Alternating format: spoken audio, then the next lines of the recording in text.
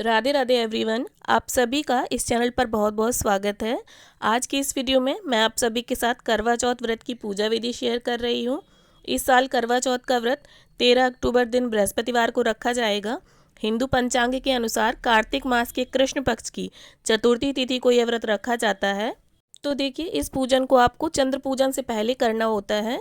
तो 13 अक्टूबर को आप दो समय में शुभ मुहूर्त हैं, आप कोई भी एक समय चूज़ कर लें। एक तो शाम 4:08 से शाम 5:50 तक अमृत काल है, ये सर्वश्रेष्ठ मुहूर्त है।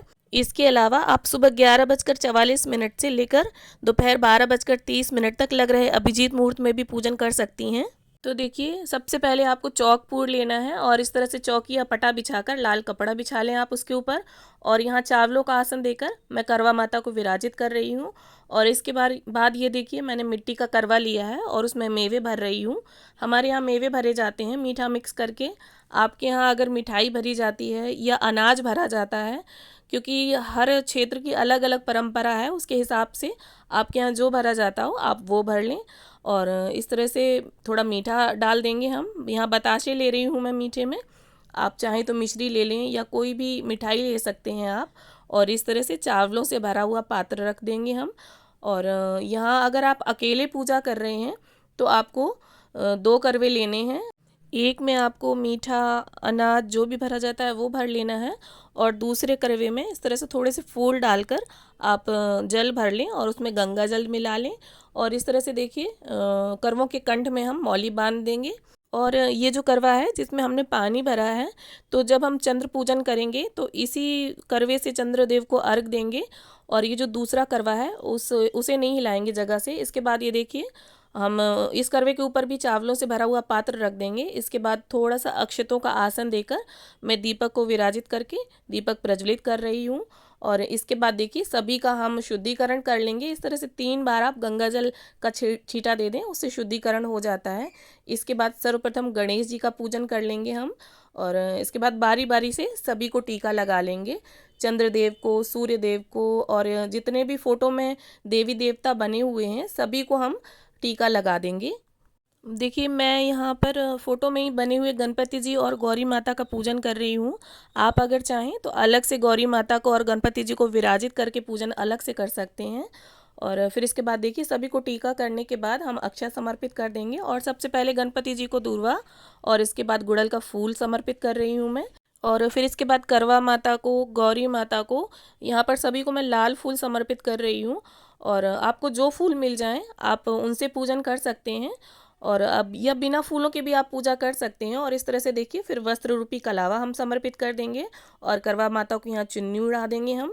और फिर इसके बाद ये देखिए, जो हमने करवे स्थापित किए हैं उन पर इस तरह से स्वास्तिक बना लेंगे। दोनों करवों में बना लें आप स्वास्तिक।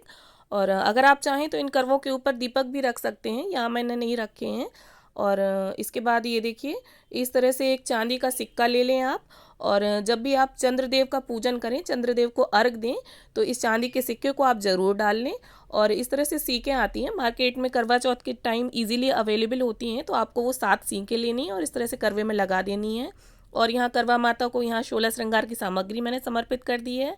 और जो भी ऋतु फल हो और मीठा हो वो आप 4-4 की संख्या में लें तो ज़्यादा बेहतर है, वरना आप कोई भी फल 4 ले सकते हैं या अलग अलग 4 फल ले सकते हैं।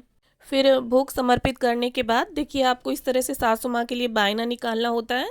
तो बायने में आप साड़ी ले लें और सुहाग का कोई 5 सामान ले लें, चूड़ियाँ, बिंदी, लिपस्टिक, नेल पेंट, कोई भी सुहाग की सामग्री आप रख सकती हैं। और इसके ऊपर दक्षिणा आप ज़रूर रख दें। फिर इसके बाद आप खाने में शाम के समय जो भी बनाएं उसे भी इस बायने में ऐड कर दें थाली लगाकर। और फिर इस तरह से देखिए, हम जटा वाला नारियल समर्पित कर देंगे। और यहाँ करवा चौथ की, अहोई आठे की और दीपावली की ये सारी मेरे पास जो पुस्तिका है उसमें सभी की कथा है। तो इस तरह से देखिए, कथा पुस्तिका का हम शुद्धिकरण कर लेंगे। और सभी को टीका करने के बाद हाथ में इस तरह से पुष्प और चावल लेकर हम कथा पढ़ लेंगे। आप कथा पढ़ भी सकते हैं और किताब है अगर आपके पास। और अगर आपके पास कथा पुस्तिका नहीं है तो ये जो कैलेंडर होता है करवा माता का, जो फोटो होती है उसमें भी कथा दी होती है नीचे साइड, तो आप उससे भी पढ़ सकते हैं।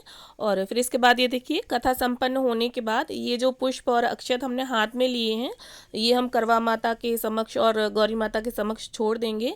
और फिर इसके बाद देखिए सभी का हम आरती उतार लेंगे सभी की। पहले धूप से आरती उतारेंगे और फिर इसके बाद दीप से आरती उतारेंगे।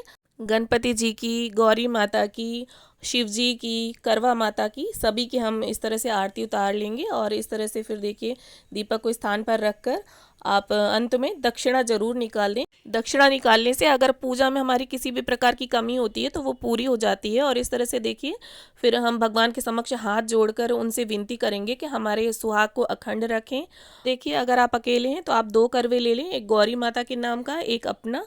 और अगर करवा फेरने के लिए आप अकेले हैं तो गौरी माता के नाम का जो करवा है आप उनके करवे के साथ अपने करवे को फेर लें। या अगर आपके नेबर हैं या फ्रेंड्स के साथ आप पूजा कर रहे हैं या आपकी देवरानी जेठानी है तब तो इस तरह की कोई प्रॉब्लम है ही नहीं, आप इनके साथ अपने करवों को फेर कर बदल सकते हैं।